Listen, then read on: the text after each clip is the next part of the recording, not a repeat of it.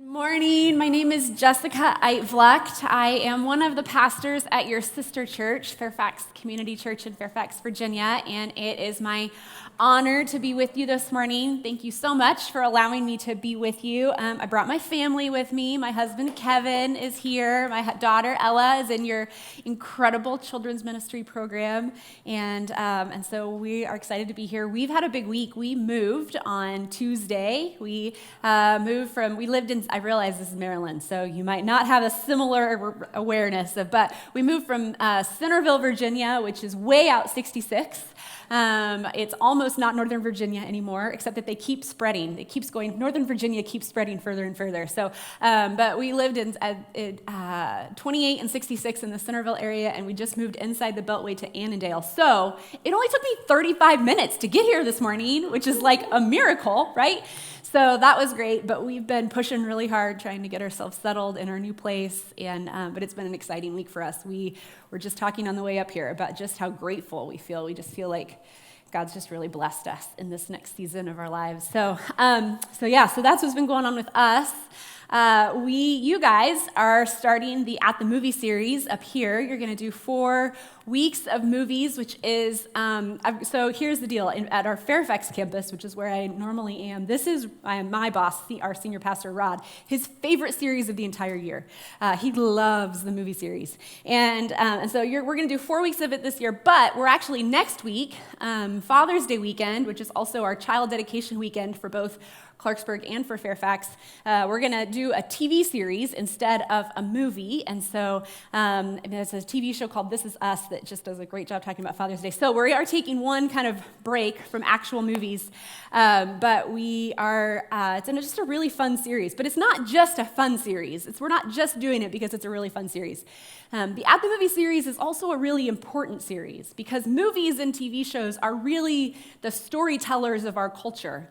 Right? They're where so much of our culture is getting its storytelling from. And in fact, most movies and TV shows grapple with the same issues that Scripture deals with, either illustrating those issues, either highlighting them and illustrating them, or standing in stark contrast to what Scripture tells us. And so it's really important that we be aware of the stories that our culture is telling. It's important for us as Christians to understand the stories that our culture is telling. So it's important to be able to look at them also, though, through a biblical lens, and that's what we are striving to do every week of this movie series, is to take one of these stories and to set it next to the Bible, and to see sometimes where, all good art, all good things that have beauty in them, there's some sort of an overlap, right? But then there's also some sort of a contrast, and so we want to try to understand those things better. So we're starting today with the movie Green Book. Has anybody seen the movie Green Book? Okay, we're starting today with the movie Green Book, and so we're going to look at it through the lens of Matthew chapter 7, verses 1 through 5, and this is part of what's traditionally called the Sermon on the Mount. Several chapters, it's a big chunk of teaching from Jesus, and so we're going to look today at Matthew chapter 7, verses 1 through 5, and what Jesus is doing in this block of teaching is describing what this new community, this new humanity that Jesus is forming, how is it that this new humanity is supposed to live? What is it supposed to look like? In other words, what does it mean to follow Jesus and to live as citizens of God's kingdom right here on earth? So one of the things that Jesus talks about in this sermon is about judging other people. And Jesus says in Matthew chapter 7, "Do not judge, or you too will be judged. For in the same way you judge others, you will be judged, and with the same measure you use, it will be measured to you. Why do you look at the speck of sawdust in your brother's eye and pay no attention to the plank in your own eye? How can you say to your brother, 'Let me take the speck out of your eye,' when all the time there is a plank in your own eye? You hypocrite! First take the plank out of your own eye, and then you will see clearly to remove the speck from your brother's eye." Now, Jesus' warning about judging other people has never been more relevant because we live in an incredibly judgmental culture. Sometimes our judgmentalism takes the form of prejudging, which is where we get the word prejudice from. Prejudging is making a negative assessment about somebody because of some brand of category that they fall into, right? So certainly race, which is what we're going to talk a lot about today, and ethnicity. But there's also prejudice that falls into other categories. There's prejudice about age or gender or socioeconomic background, religious background, what part of the country that a person is from, or what their educational status is, or what their political affiliations are. And that list could go on and on and on. And other times, our judgmentalism isn't necessarily based on prejudging another person. Instead, it's based on what we could call distance judging. And I think, unfortunately, that's become really easy in our culture now. Distance judging is making a negative assessment about someone that we have no real relationship with. Our judgmentalism is maybe based on something that they have said that doesn't meet up with our moral standard or our moral code. Or maybe it's something that they've done that doesn't meet up to our moral standard or moral code. And so we don't know them. We don't know the circumstances surrounding their lives. We don't know what their story is. We don't know maybe what the context is of what's been said. But something's been said or something's been done, and it doesn't sit with our kind of moral code or moral standard. And so we make kind of a distance judgment about that person in some way. And since we don't know them, then it's pretty easy to judge them from a distance. We maybe post about them. We maybe blog about them. We maybe just talk to other people who we do actually know about them. Now, let me say a word about social media. We're not really talking about social media today. It's not really part of the message. But I don't think that social media has made us more judgmental as a culture. I think we've always been about as judgmental as we see ourselves being right now. So I don't think it's made us more judgmental. I think it's just given us a new platform for going public with our judgmentalism. I think it's given us a way to make it easier to not find out. It's given us an excuse to not find out the whole story before we pass some of this distance judging, maybe on other people. It's given us an excuse to not find out the whole story before we made a judgment because we only learn as much as our scrolling will permit, and then we kind of move on. I just saw this happen this week. Something happened at a church in Northern Virginia last Sunday, and it was like newsworthy if you pay attention to church culture stuff, right? And so if you read the whole story, if you paid attention, if you listened to what the pastor said, and if you listened to the context and actually watched what happened, because they had it on video, if you actually watched what happened, then you had kind of one understanding of the whole situation. But then there was all of the punditry that didn't maybe do that, and that had a lot to say about it without having actually watched what was going on. I saw all of that kind of unfold this week, and maybe it struck me a little bit more. Maybe I paid a little bit more attention because it was right in my backyard, right, at another church in the area. But I think this social media makes it really easy for us to do this distance judging. At its core, Green Book is a movie about judgmentalism, and it's about both. It's about this prejudging, where we've had prejudices, we've made judgments about somebody because of their tribe, whatever those tribal things happen to be. But it's also about distance judging, where we feel like we can make a judgment about a person because we don't know them, and so we don't take the time to find out the whole story. The movie is based on a true story, although there's lots of controversy out there about the degree to which the story is true. So I want to be authentic with you that the story claims to be based on a true story. There's been some controversy about that since it came out. If you've paid much attention to the story around Green Book, then you maybe have heard about some of that. And it revolves around the unlikely relationship between Tony Vallelonga, who is known in the movie as Tony Lip, and he is the Italian-American who is the lead bouncer at the Copacabana nightclub in New York City, and Dr. Donald Shirley, who is a world-acclaimed Jamaican-American pianist. The movie is set in the early 1960s, and Dr. Shirley has decided to go on an 8-week concert tour through the Midwest and the Deep South. And he's hoping to maybe change some minds that have been informed by the culture of racism that so permeated the Deep South in the 1960s, and if we're honest, still permeates the Deep South today. And so he's hoping to go as a black pianist to go into some places that maybe black people, well, certainly, as we'll see, certainly black people were not welcome, and to maybe by playing piano, by being among them, that maybe he'll be able to change some minds and maybe be able to move culture a little bit from some of that deep racism. And so he hires Tony to be his driver because he needs somebody who will be able to maybe handle some of what he understands will be the inevitable situations that will arise as a black man trying to make his way through culture in the Deep South in the 1960s. He understands that there are going to be some conflicts and some other things that come up, and he wants somebody to be there who can kind of handle that. And as the lead bouncer at the Copacabana, Tony has a reputation in Brooklyn, in New York City, for being someone who can handle things, right? So the title of the movie comes from an actual travel book called The Green Book that was published from 1936 to 1966. And the Green Book listed hotels and restaurants and other establishments that were, let's just be honest. They were the places that black people at the time were allowed to come into, right? Let's just be honest about what it was.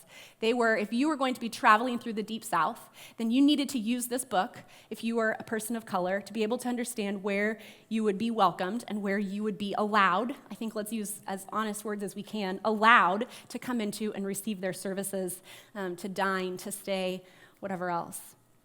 So it was published from 1936 to 1966, and Tony is given a copy of the Green Book as they head out on the road in case he needs to use it in order to find accommodations for Dr. Shirley along the way. In the movie, Tony's prejudices are not outwardly hateful. They're a lot more subtle than that, which I think is one of the reasons why the movie is maybe helpful to us in our culture, because so much of the prejudices that we experience are often, not always, but are often not outwardly hateful, right? They're often more subtle than that. And so that's certainly the case for Tony, that his prejudices are not outwardly hateful. He quietly throws away these glasses. There's two black handymen that come to his apartment to do some work for him, and his wife gives them something to drink with these glasses. And after they've left, Tony takes the glasses out of the sink and throws them in the garbage. It's that kind of racism. Or, for example, he makes a lot of generalizations about the kind of food that black people eat or the kind of music that black people listen to. Over the course of then Dr. Shirley, who has 3 doctorates in 3 very different areas of study, he's dealing with his own prejudices that have to do with the lack of education and the lack of sophistication that someone like Tony and those in his tribe possess. Tony's prejudices have left him engaging but insensitive. Dr. Shirley's prejudices have left him lonely and aloof. And over the course of their 8 weeks together, as Tony gets a front row seat to racism in America, and as Dr. Shirley sees Tony for more than just his crass mouth and his poor manners, they both begin to change. But it's a journey, especially for Tony, who continues to struggle to kind of understand the unique challenges of being black in America. And even for someone with the wealth and acclaim of Dr. Shirley, the blatant racism that he bumps into along the way, and the way that Tony has to come face to face with that in ways that he just doesn't really expect. Near the end of the movie, right after Dr. Shirley had to call in a favor from his good friend, the Attorney General Robert Kennedy, he has to get them out of jail. They've been placed in a small-town jail. Dr. Shirley as a black man, was not allowed to be out after sundown in this particular town. And so they get pulled over, and they get thrown, because of Dr. Shirley being asked to get out of the car in the rain, Tony punches the cop, and they both get thrown in jail. Dr. Shirley because he was out after sundown, and Tony for assaulting a police officer. But they have a show to make, and so Dr. Shirley calls in a favor with the Attorney General, Robert Kennedy, who gets them out of this small town jail. And then right after that happens, Tony and Dr. Shirley get into a heated argument about their lives and the struggles that each of them have faced. And that's kind of where we're picking up the movie, is right after they have gotten out of this jail and are headed to their next show, and we're going to kind of see this heated argument that they get into. I want to tell you 3 things really quickly that I want you to know before we show you. We're going to show you 20 minutes of the movie that kind of takes us to the end. The number one thing is that the final concert of the tour is a Christmas tour in Birmingham, Alabama. And if Dr. Shirley doesn't play, then Tony loses half of his 8-week salary. So he has a lot riding on Dr. Shirley playing this last show. That's one thing that you need to know. The second thing that you need to know is that Tony has promised his wife that he will be home with his family for Christmas. And in order for that to happen, as soon as the show is over in Birmingham, they have to drive through the night from Birmingham, Alabama, back to Brooklyn in order for Tony to keep his promise to his wife and to make it home. And then the third thing is that there's a few words in this clip that are not part of our normal worship liturgy around here. And so, like I said, Tony has a crass mouth, and he is unapologetic about it. And so we cut out as many as we could. We cut out quite a few, but in order to tell the story in a way that would make sense, there are a few words in there. So there's not any kids in here today, so I think we'll be okay, but I just wanted to give you that warning ahead of time that there are some words in there. So with that, check out Green Book.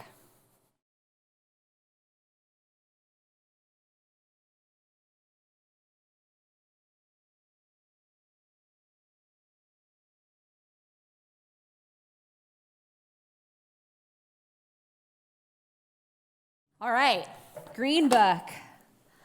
It is a really great movie. If you haven't watched the whole thing, I hope you'll go back and watch it. Let me explain that very last line with the letters. So Dolores, Tony's wife, made him promise to write letters often, at least once a week while he was gone.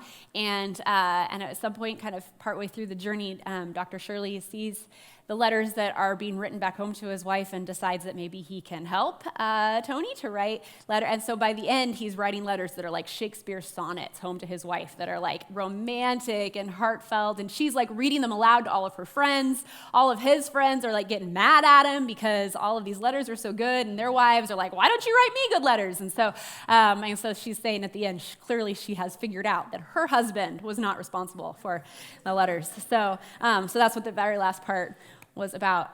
In the movie, both men change. Prejudice and stereotypes are replaced by understanding and love. And the reason, why does that happen? The reason is that they spend actual time together. They're on the road constantly for 8 weeks, and they get to know each other, and they move from general assumptions about each other's tribe to genuinely knowing one another. They begin to look inward and be aware of a change that maybe needs to happen in their own lives and in their own hearts. And thinking about that, I want to read that passage from Matthew chapter 7, one more time. Do not judge, or you too will be judged. For in the same way you judge others, you will be judged, and with the same measure you use, it will be measured to you. Why do you look at the speck of sawdust in your brother's eye and pay no attention to the plank in your own eye? How can you say to your brother, let me take the speck out of your eye, when all the time there is a plank in your own eye? You hypocrite, you first have to take the plank out of your own eye, and only then will you see clearly to remove the speck from your brother's eye. I think there's three things that Jesus in this passage is reminding us of. The first is this: all of us are dealing with our own stuff. And one of the greatest dangers of judgmentalism is that it blinds us to our own stuff. It blinds us to our own failures. It blinds us to our own sin. And that's what Jesus is reminding us of here. When we are judgmental of others, it blinds us to our own sin and our own failures that need to be addressed in our own lives. We get so focused on what's going on in someone else's life that we can't see the plank in our own eye. We get so focused on the sawdust that we can recognize in someone else that we are blind to the piece of lumber sticking out of our own selves. In fact, that's what's so addicting about judging others. If I stay focused on someone else's sin, then I don't have to pay attention to my own sin. I don't have to deal with my own stuff. If I can stay focused on the speck in your eye, then I don't have to deal with the plank in my eye. I don't have to change. And who wants to change? Change is hard. Change takes work. Change forces me to critique what's going on in my own soul. It forces me to examine what's happening in my own life and in my own heart. And who wants to do that? No one. It's a whole lot easier to just talk about your failures, to post about your failures, to blog about your failures than to deal with my own failures. It's a whole lot easier for me to make commentary about you than it is to deal with anything happening in me. And it's a whole lot more fun, too, right? We seem to culturally take more than an appropriate amount of pleasure in talking about what's wrong with everyone else, rather than examining what maybe could be better about ourselves. The second thing is, if we're going to deal with our own stuff, then we need one another. We need each other to deal with our own stuff. If we're going to get the specks or the planks out of our eyes, then we need each other to do it.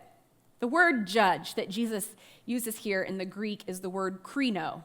And in the Greek, this word means to condemn, or to try, or to avenge, or to conclude, which is basically all like negative connotation words, right? So the Greek word is fairly negative. But for us in the English, to judge has a lot of different meanings. So this is a really great example of a time when we learn a lot, when we are able to maybe look a little bit deeper than the translation that we have in front of us. Because in English, to judge means a lot of different things. There's a whole spectrum. At one end of the spectrum, to judge just means to discern or to evaluate. Like, I didn't judge the distance very well, right? When I hit that truck because I didn't judge the distance between my car and the back of the truck very well. I didn't evaluate that. I didn't discern that very well. We're just talking about evaluating something or discerning something. So when Jesus says don't judge, he's not talking about evaluating or discerning, right? Because he doesn't mean don't evaluate anybody else's beliefs. He doesn't mean don't evaluate or discern somebody's behaviors. He's not saying that we should always keep our thoughts to ourselves and never criticize the behavior or the worldview of someone else. That doesn't make any rational sense. I mean, just if I tell someone that it's wrong to evaluate the words or behavior of someone else, then just by doing that, I am evaluating the words and behavior of another person, right? So it's a circular argument. It doesn't make any logical sense. That's not the kind of judgment that Jesus is telling us to abstain from. Jesus isn't saying that we shouldn't evaluate or discern.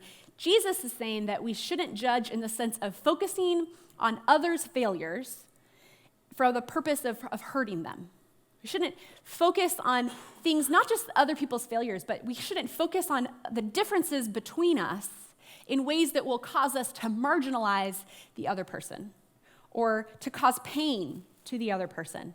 Whether that is something that has to do, whether that's the prejudging that we were talking about, the things that are just differences amongst our different tribes, right? Certainly the different descriptor words that in many cases we have almost no control over, those prejudice words that when we judge in a way that causes us to marginalize other people because of our differences, when we judge in a way that causes hurt or pain to another person because of ways that they are different from us, when we judge in a way that makes assumptions even about another person because of the way that they're different from us, but also, so not just the prejudging, but also the ways in which we distance judge, right? And we see both of those things happening in the movie. So maybe what we find ourselves causing pain or marginalizing another person because of what we perceive to be a sin in their life or a failure on their part. That type of distance judging, that type of judging is also what Jesus is telling us not to do, that we don't get to cause pain or hurt, we don't get to marginalize, we don't get to disassociate from other people for any reason that comes from distance judging or a prejudging mentality, right? We can't judge someone else in such a way that our focus on them excuses us from being in relationship with them. We can't judge someone else in a way that our focus on them allows us to have an excuse to no longer associate with that person. When we do that, when we make the choice to judge someone in a way that gives us an excuse to no longer associate or be in relationship with another person, for whatever that reason might be, when we do that, we choose to not see the image of God in that person. And that is sin. When we judge in such a way that we marginalize or cause pain, we choose not to heed Jesus' words to love your neighbor as yourself. And that is sin. Instead, it is often those people with different experiences than me. It's those people with different perspectives than me, different life experiences than me, who can help me see the planks that I'm blind to in my own eyes. They can help me see the ways in which I am sometimes causing hurt without meaning to, the ways in which I am judging even when I don't intend to. And I need that in my life. Surely you also feel that you need that in your own life as people who can see the blind spots and point it out to you. Even when you don't mean to be saying or doing things that cause harm, we still want people to point those out to us, right? Show me how I have hurt or wounded a fellow child of God so that I can correct it, so that it can be changed. We need each other to get the specks and the planks out of our eyes. We need people who can help us see the failures and the blind spots in our own life. But speck removing, it has to be done with humility. And the purpose must always be to strengthen the relationship, to make it stronger, not to destroy the relationship. The purpose should always be to love one another better at the end of the process, to see the image of God in one another and to bring out the best in one another. In the movie, that's what Tony and Dr. Shirley do for each other. They gave each other permission to do a little speck removal, maybe even a little plank removal. And it wasn't easy at first. They're very resistant to it in one another, right? But over time, as they spend time together, they develop trust for one another. And as they begin to trust one another, as the trust grows, then they begin to let each other deal with some of the stuff in their lives. They allow the other person to speak into their lives, and they allow themselves to have the ears to hear what it is that the other person is saying. When Jesus says you need to get the plank out of your eye, it's so that you can see more clearly, because we all need one another. And then the third thing that Jesus is telling us is this. If we're going to deal with our own stuff, then we need grace desperately. Sadly, one of the most blatant acts of racism in the whole movie takes place at a Christmas concert. There is this poignant scene there at the end where, as Dr. Shirley and Tony are driving out of town, they drive by that huge nativity scene that's all lit up. And it's covered in light so that everyone can see it. It's a poignant reminder that at this moment when the God of the universe took on flesh to become one of us in this ultimate act of service that started in a manger and ended on a cross, in this poignant moment when God became servant to all of us, that they are experiencing this act of hate. It's a great job on the part of the directors to draw a contrast between the message of Christmas, between the message of incarnation and the message that this God who is willing to enter into our world invites us to also enter into God's kingdom. It contrasts that message with the all too regular failure of those of us who proclaim the truth of that message to live it out in our lives. The message of Christmas contrasts to these acts of racism. The beauty of God made flesh contrasts with the evil of racism.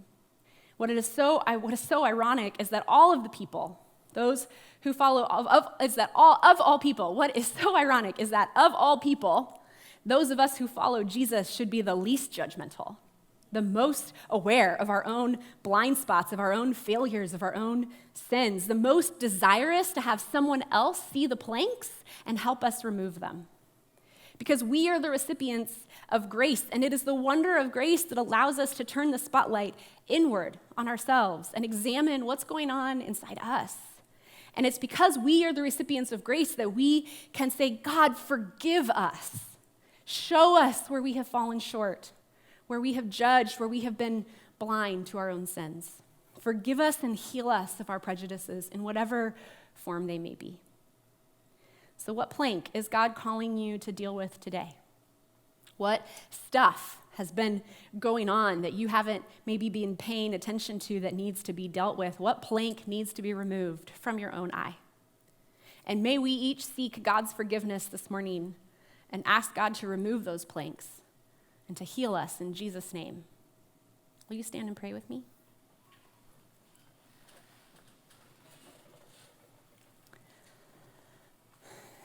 God, you, in an ultimate act of service, came down and walked among us. You laid your life down so that we could be restored and redeemed. And God, we give thanks for that, and it is also out of that we desire to live lives that are worthy of that sacrifice, that are lives that reflect that sacrifice, that we are called to lay our lives down for one another.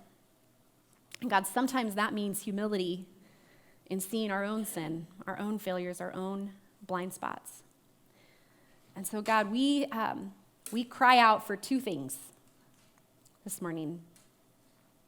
We cry out for forgiveness for our sin, for our failures, for our prejudices. We call out for forgiveness of those things, that you would help us to see them even when they are unintended, and that you would help us then, that you, God, the second thing we call out for is that you would heal us of them. God, not just heal us in this room. God, we call out for healing for our world on these things. That we would be agents of change in our communities on these things.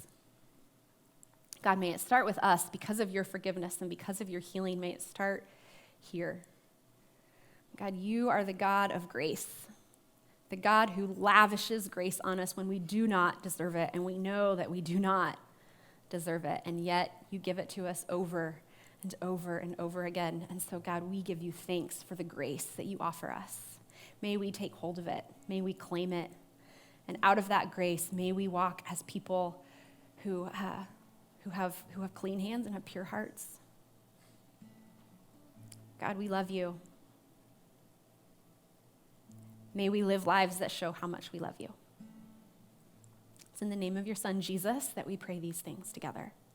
And all of God's people all over this room said in one voice, amen.